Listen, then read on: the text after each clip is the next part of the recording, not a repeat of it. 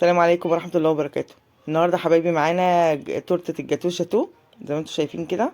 تورتة حلوة جدا ومش مكلفة وهتعمليها من البيت وشاربة الصوص. بصوا، جالك ضيف على غفلة هتعمليها في ساعتها كده، جميلة جدا. تعالوا نشوف معانا ايه المقادير بتاعة الكيكة بتاعتنا النهاردة. بسم الله الرحمن الرحيم، اللهم صل وسلم وبارك على رسول الله.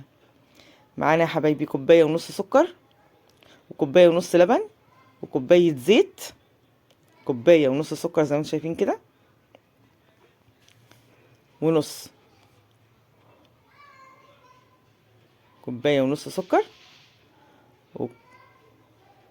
دي كوباية كاكاو على نسكوي. نسكوي ده مش غالي، ده رخيص من عند اي مستلزمات حلواني. ب10 جنيه نسكوي هيديكي، وكوباية ونص لبن.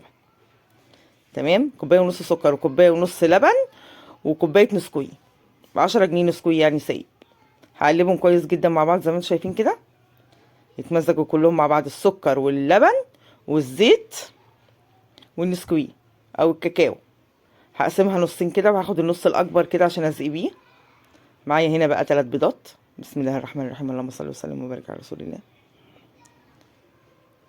3 بيضات معايا، وكمان كوبايه ونص دقيق. دي كل مقاديرنا. هتعمليها وانت قاعده ان شاء الله، انت عندك البيض في التلاجة، هتقومي دلوقتي تعمليها وتعملي احلى جاتوه شاتو. هيعمل معاكي قطع كتير بسم الله ما شاء الله، والقطعه بشوفي بتشتريها بكام. هتتبسطي جدا بيه باذن الله. ادي معايا كوبايه ونص دقيق، وباكو بيكنج باودر،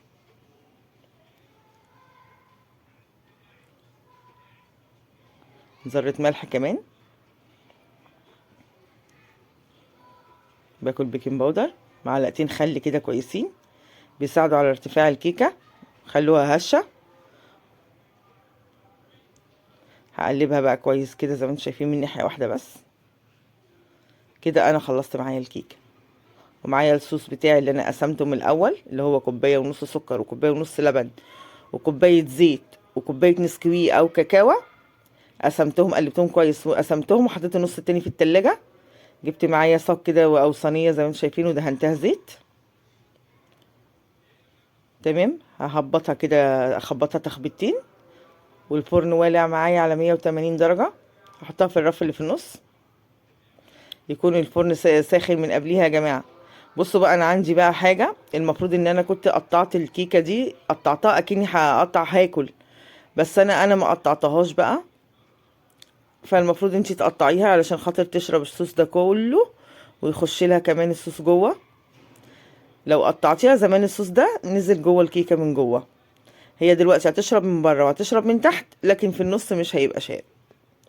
انا الغلطه اللي انا عملتها ان انا ما قطعتهاش، انتي تقطعيها بقى قبل ما تنزلي عليها الصوص بتاعك ده. تمام، كيكه سهله وبسيطه جدا جدا جدا، ومش مكلفه اي حاجه. كلنا عندنا بيض وكلنا عندنا دقيق وكلنا عندنا فرن. طلعي البيض من التلاجة ويلا بينا نعمل جاتو شاتو زي ما انت شايفه كده. بصي الكيكه عامله ازاي، بسم الله ما شاء الله، طعمها تحفه تحفه تحفه. والنسكوي كمان فيها جميل، والنسكوي مش غالي، ب10 جنيه نسكوي سايب من عند مستلزمات الحلواني. هتعملي احلى كيكه وهتعملي احلى جاتو شاتو.